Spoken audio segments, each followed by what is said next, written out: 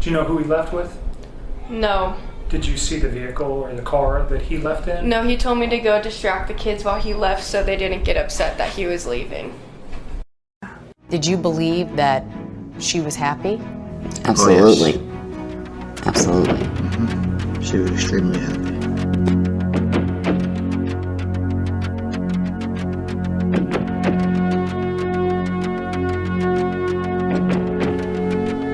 Hello and welcome to the Patreon channel of True Crime Rocket Science. It's been some time since the last Christopher Watts What Else Do We Know. It's also been a couple of days since I said I was going to put this up.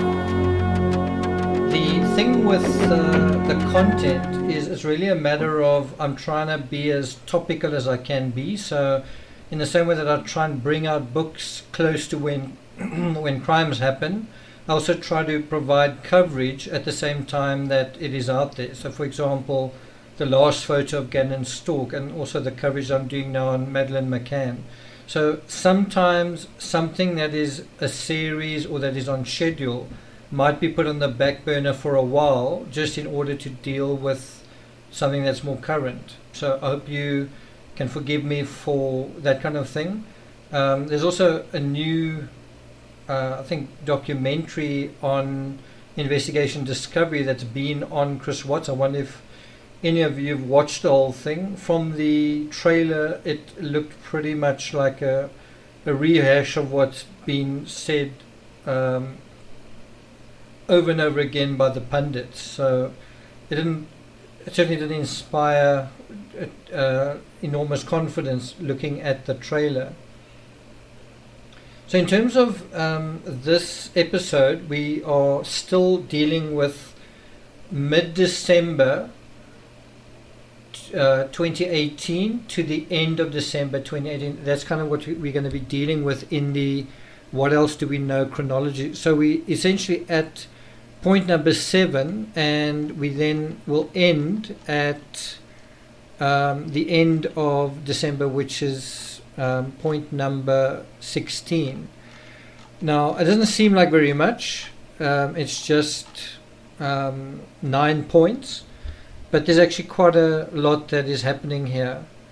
One point that is not mentioned here, but I will put a blog post to it, or I'll put a link to the blog post in the title of the video or in the description of the video, about Shanann's parents possibly facing bankruptcy. Just a creditors meeting, a chapter 7 thing that was issued on around about May 22nd 2015. So one could argue that Shanann's parents stayed with the Watts family because they were struggling financially, right? In other words, Shanann's parents were struggling financially, which I think they were. But the thing is, Shanann herself was also struggling financially, and that paints things in a kind of different light. If you think about it, Shanann and her parents were struggling financially, compared to Chris Watts and his parents. How are they doing? But that is not going to be the focus of this particular episode. As I said, it wasn't actually even mentioned in this chronology, even though it was posted on the 30th of December, the second last day of December. The point number 7 of the chronology in December mentions Nickole Atkinson's 911 call on August 13th. So it was at around about this time that we heard that call for the first time. And obviously Chris Watts didn't make the call, and that is something Agent Coder asked him about. You know, why didn't you call your kids? Why didn't you call the emergency services or the police when you found your children blue, or Shanann had just strangled them? Why didn't you call for help? Why didn't you call for resuscitation? Why didn't you call for assistance? And what that showed was very early signs. It was a sign that what he was saying wasn't true, and also that there was premeditation involved. So unfortunately that actual recording, if you go to the link, in the blog, that link's actually gone. In other words, the recording is actually no longer there. If you do go to it, you basically, there are a couple of screen grabs from the 2020 ABC documentary, The Devil in Disguise, and that term, those words come from Sandy Rusek. Now, the reason I played at the beginning of this episode, where you hear Sandy and Frank, and I think that comes from the documentary, The Devil in Disguise.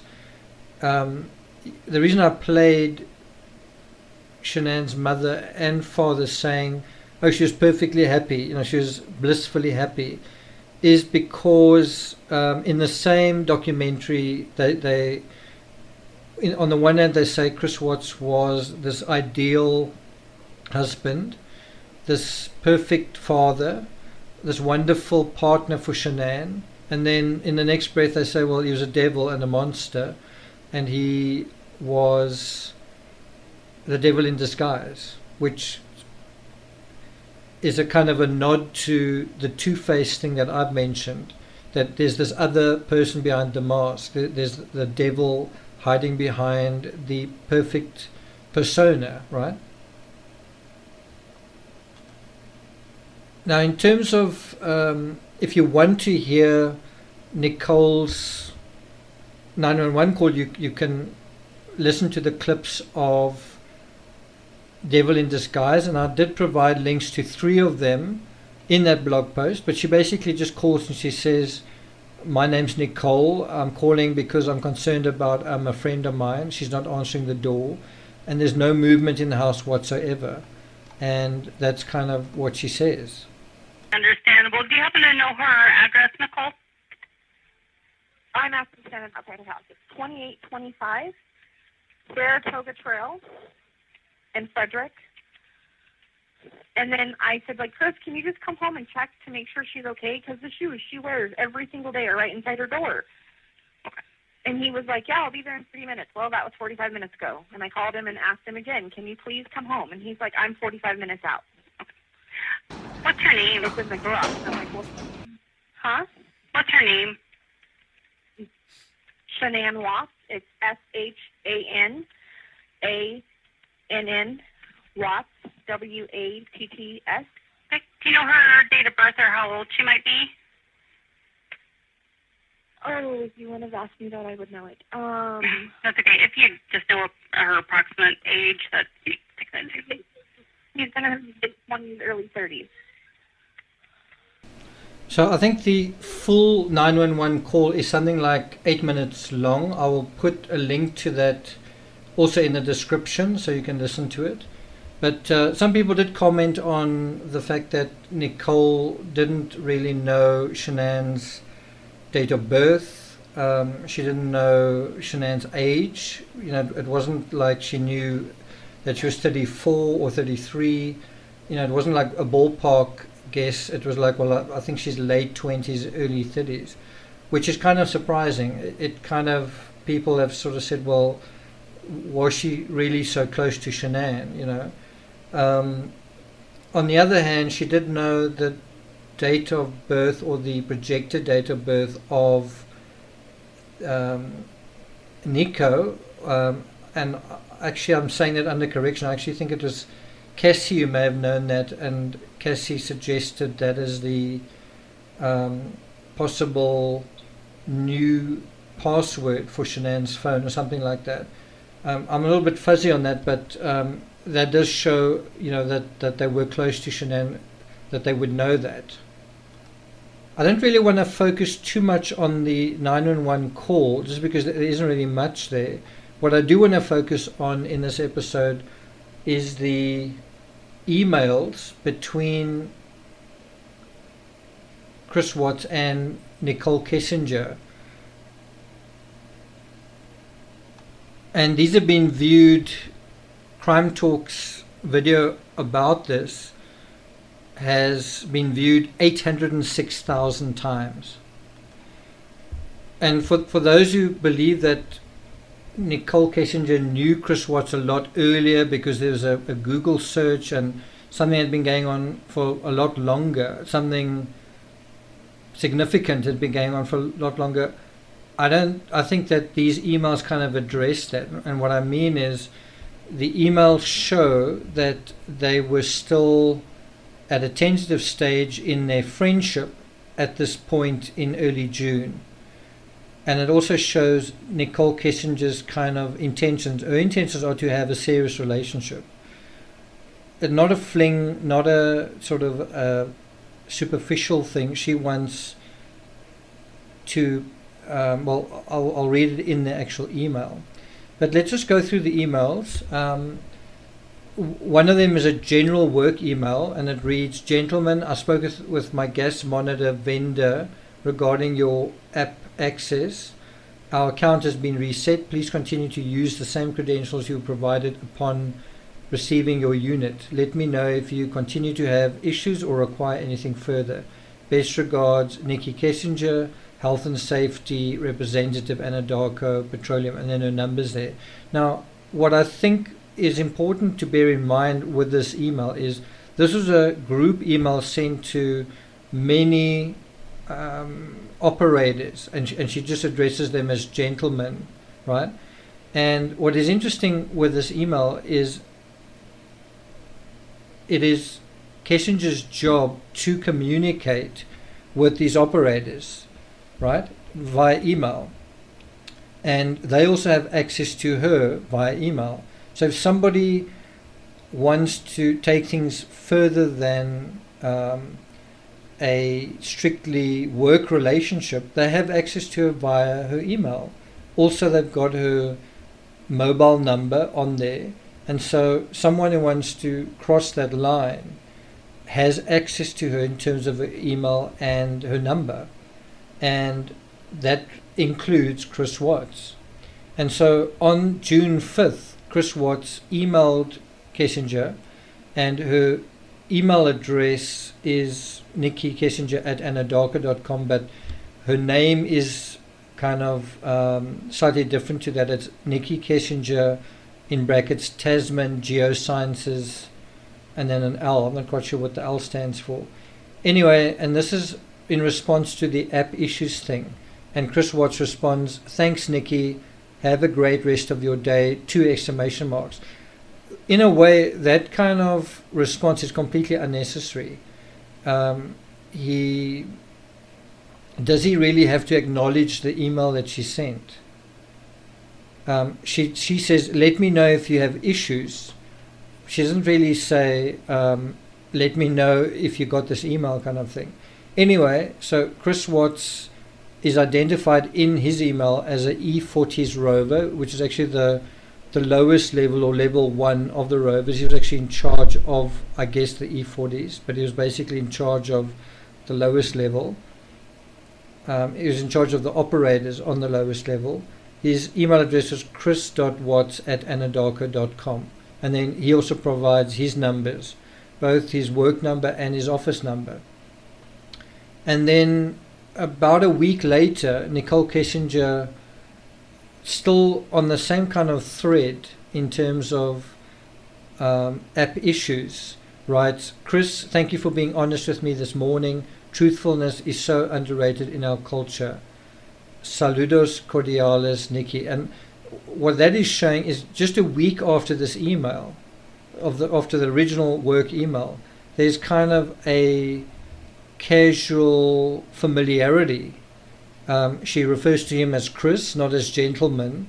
She thanks him. She talks to him about being honest, which is pretty ironic given what we know. And she also says truthfulness is so underrated in our culture. And so she's kind of saying, well, we've made a bit of a connection here, and it's based on what a genuine guy you are. I mean, isn't that ironic? And you might scoff at that as well and say, well, what a duplicitous guy this is. But he wanted to tell her the truth, which is also why he wanted the truth to be that Shanann was no longer part of the equation. His unborn child was no longer part of the equation. His children were no longer part of the equation. So he wanted the lie that he'd been saying that they're getting divorced, he wanted that to be true. It just wasn't true. So how do you make something that's not true true? How do you make something that is not true true? And I think that is how he answered that, is he found a way, a horrible way, to make something that was a lie, not true, but certainly going to feel true to Nickole Atkinson.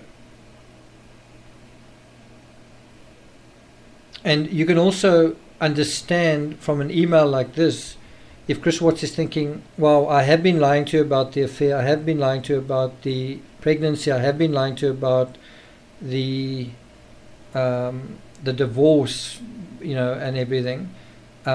If I go and tell her what has really been going on, is she going to still want to be with me, or is she going to kick me out?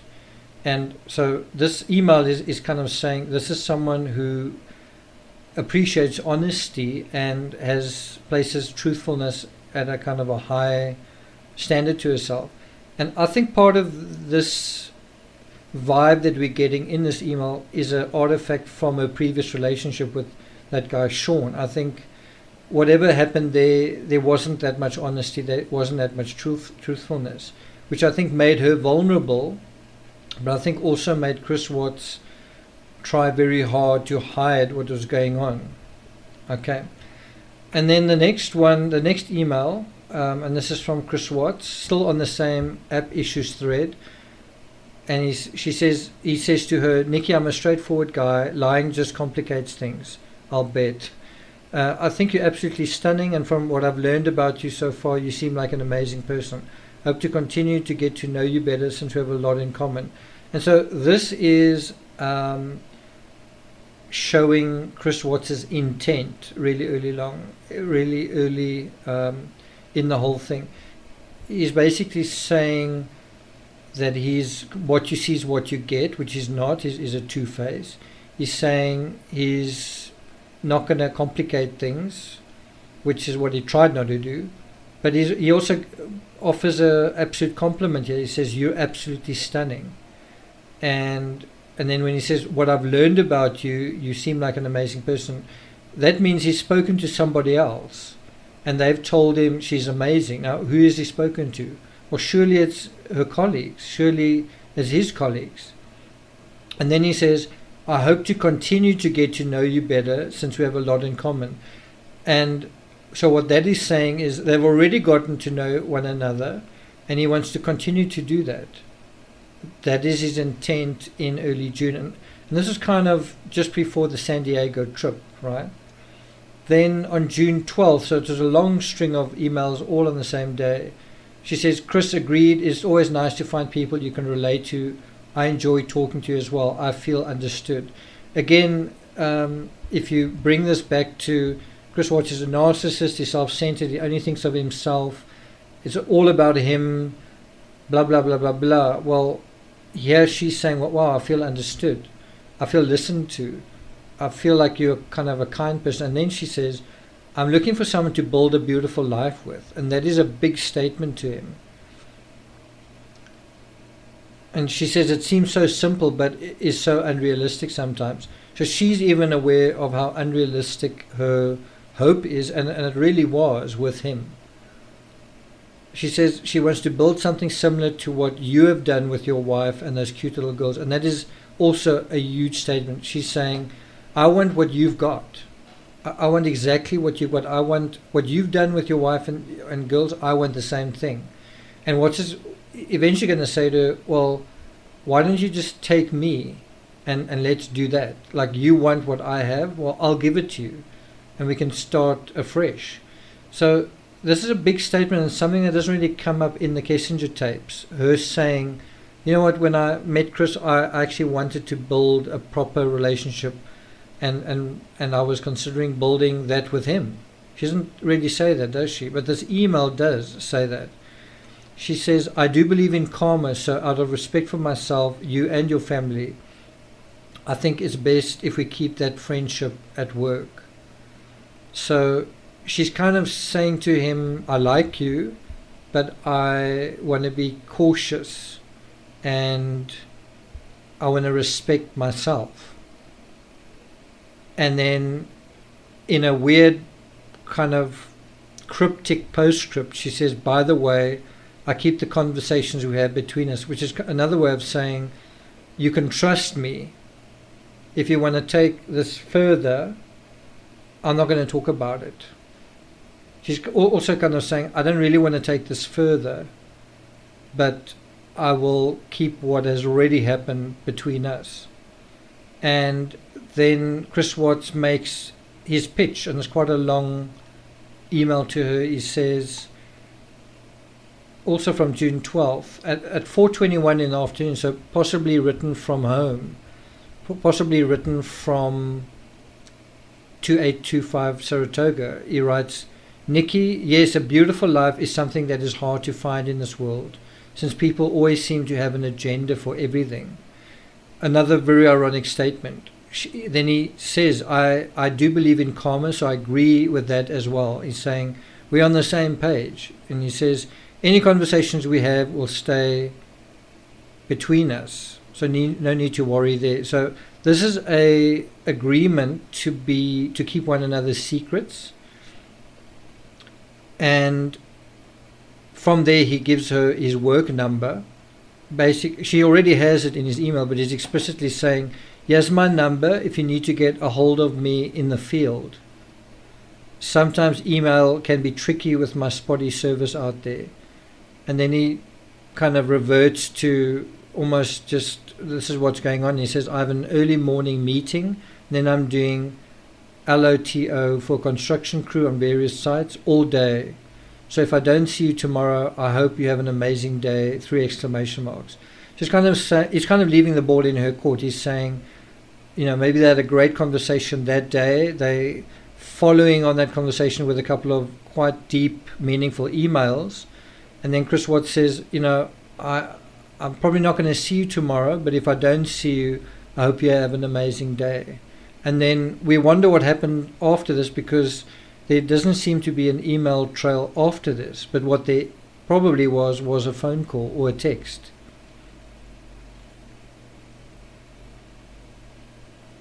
So by the time this, and this is point 10, The Devil in Disguise, just dealing with a documentary, by the time this came out in December, I'd already written a couple of books on Chris Watts. I think by this stage it was 4 or 5 books. And what I found kind of a mismatch to the narratives that I'd been writing was sort of the narrative on Shanann. And what I mean is, in the clip that is provided in the chronology, so it's a kind of a 5 or 6 minute clip of the Devil in Disguise, you kind of just have a setup for what this is all about. And Shanann is introduced as a social media maven.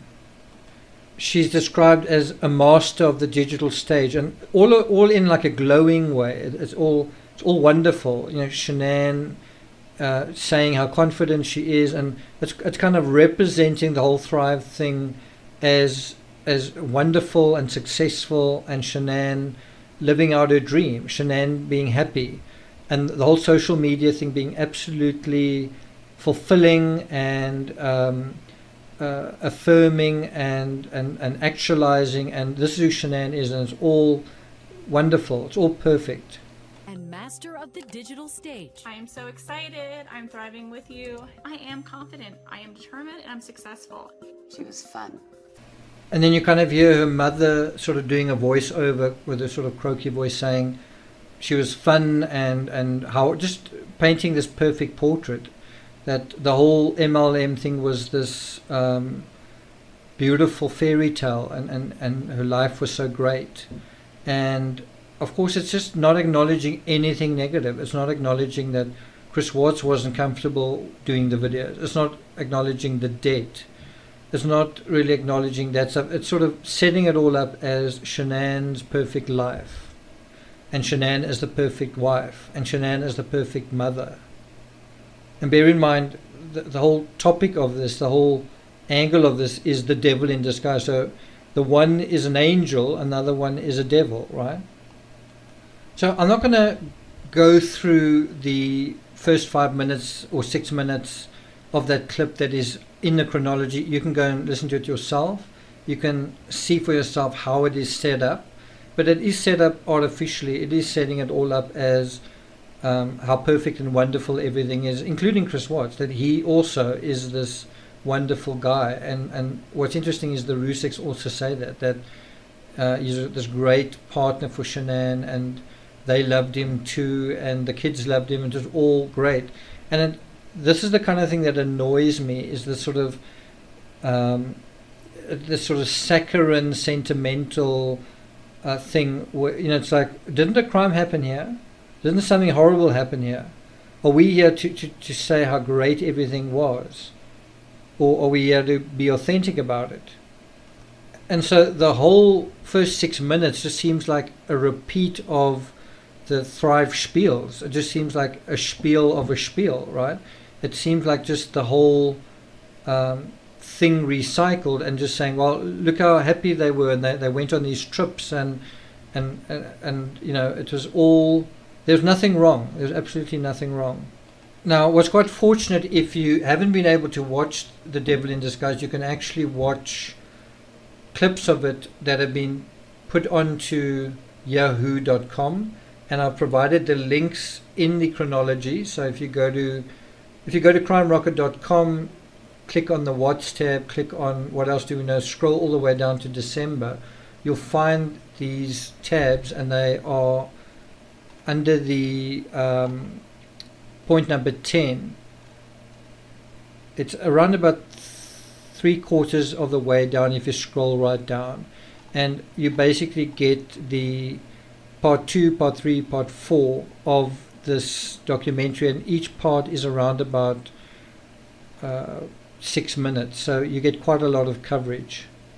So part 2 there's a bit of a different slant to it. The article dealing with part 2 deals with the moment Chris Watts confessed to murdering his pregnant wife. So part 2 basically jumps straight into the polygraph, and where Agent Tammy Lee literally has him hooked up, and she's saying, did you cause her disappearance? No, and so on.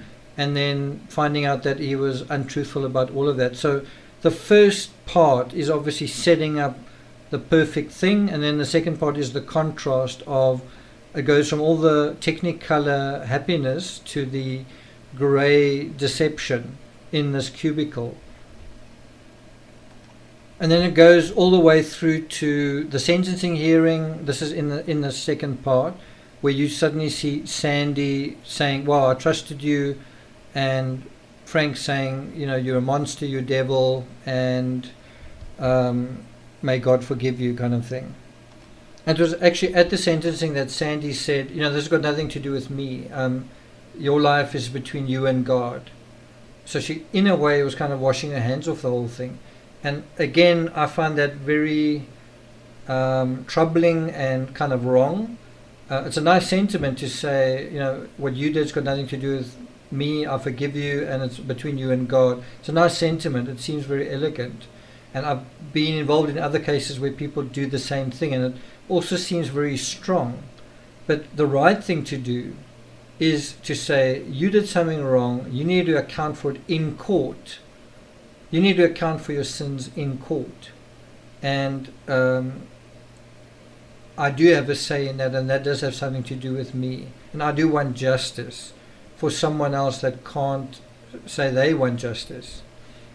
Not just for my daughter, but for 2 little girls whose voices have been silenced forever. You need to account for what you did. You need to stand up in public and tell people what you did. And I want that.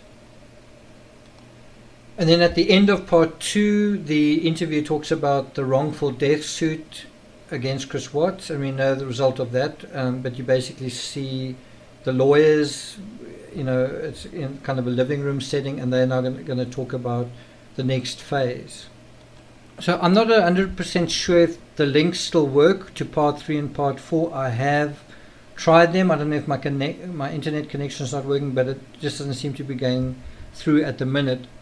Unfortunately, with true crime, a lot of sensitive information is revealed early on, and then later on someone comes and scrubs it, and they take down videos and they take down links. And so that is the unfortunate thing. If you come to true crime too late, you need to be very active. You need to follow it shortly after it happens to capture it, otherwise it gets lost. And it looks like this is an example of that. Also, if you blink, you miss it. And so things like the release of the emails, obviously you have some creators that snag on it and it's revealed, but there are a lot of little things that pass people by. For example, that comment I played right at the beginning where you hear McKenna Lindstrom saying, Chris Watts I had to distract the kids while Chris Watts left the house to go on his date on the Saturday night. Otherwise they would have been distressed, they would have been upset, they would have cried. In other words, if you just walk out the door, the kids start bawling. And bear in mind they'd already been in a situation where they'd left home for 6 weeks, 5-6 weeks, and then they'd come back home, and then their mother had left. So there was this constant thing of the family unit breaking apart, and that kind of was happening. The family unit was breaking apart, and the kids were sensitive to that, and they didn't want to be abandoned. And what this speaks to is the previous episode I made about why the kids couldn't have been killed at the well site, is just on that basic thing. Is if something had happened to Shanann, are you telling me that the children wouldn't have been distressed? Because they're already distressed. If something happened to Cece in front of Bella, are you telling me she wouldn't be distressed? If Shanann's body was taken out of the truck and buried in plain sight, are you telling me those kids wouldn't have been distressed? Are you telling me they wouldn't have cried out? And something that has appalled me on the Patreon channel is someone actually went on to the Patreon channel, copied and pasted a long thing that they had on Reddit, saying not only were the children alive when they arrived at the well site, but they were actually disposed of in the oil tanks also while they were alive. And it's a fascinating and titillating and sensational thing to claim. It sort of certainly makes butterflies flutter in your chest, doesn't it? It's just not true. And these people cherry pick the things that suit this version, like there's a bit of oil in the lungs and there was this and there was that, but it's not even true. There was a little bit of oil, but it wasn't in the lungs, it was in the stomach. And if somebody drowns in oil, so in other words, if someone is alive and they're submerged in oil, they are still breathing if they're alive. So why did they not breathe in oil? Why is there no oil in their lungs? And of course, these people aren't interested in that. They're interested in being titillated by their little theory. And it's just so damaging because it's trying to be amused or entertained or titillated by something that seems really, really interesting. It's just not true crime rocket science. It's just not factual, it's not authentic, it's not anchored in reality, it's not anchored in facts, it's not anchored in the autopsy evidence. So I wasn't going to spend so much time on the emails, but since I have, I think I'm going to stop here. I'm going to stop before the analysis of the prison transfer. And the reason is because I want to deal with Dr. Phil's coverage in a bit more detail. And I want to deal with Chris Watts' canteen receipt in a lot more detail. So we will deal with all of that, and also Shanann Watts' Pinterest page in a bit more detail. So those will be the very end of the December chronology. And so we'll deal with that in Christopher Watts, What Else Do We Know, episode 23. If you feel like I'm taking too long to get to that episode, just send me a reminder. I am working slowly through it, but there are other things that I need to attend to as well, so I hope you can bear with me. Look out for the Kessinger tapes, episode 7. That'll be on Wednesday on this channel. And then I'll also be ramping up my coverage of the disappearance of Madeleine McCann, which is Britain's version of John Benet Ramsey. So I've written 4 books on that case. I'm starting work on a 5th book called Deeper into Darkness. So keep your eyes open for that. And obviously I'm continuing coverage of the Gannon Store case as it happens. So look out for that. Thank you for listening. Stay safe, sleep well, stay healthy, and I'll see you guys next time.